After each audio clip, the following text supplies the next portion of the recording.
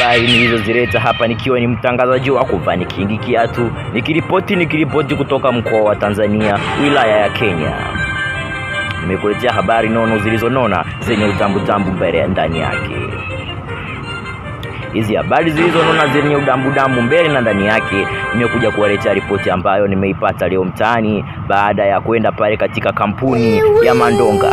Nikakuta Mandonga akitangaza kuwa amepata mpiganaji mpya ambaye ni mchapakazi hodari aitwaye Kamara Pinpin kutokea katika klabu ya Simba baada ya kumchapa kipondo pale Ngoma, uwanja wa Amani.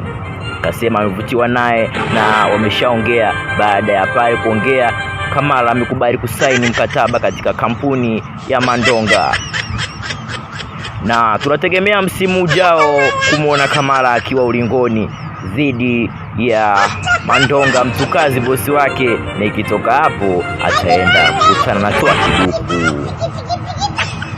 Habari ya mwisho, kampuni ya lipstick imetoa taarifa kuwa kuna upungufu wa lipstick baada ya kuwa na upungufu wa nyoka, maana nyoka ndio ilikuwa ikitumika kukamuliwa damu na kutengeneza lipstick, na sasa wameomba msaada kampuni ya panya iweze kuwasaidia panya wa kutosha ili waweze kukamua damu kuweza kutengeneza lipstick za kutosha ili wadada waweze kurembeka vizuri. Habari nyingine, na hii itakuwa ni habari ya mwisho,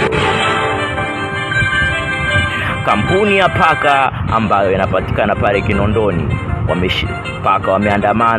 wameandamana baada ya kusema sasa hivi panya majumbani wamekuwa wakipungua sana kwa sababu kamdomo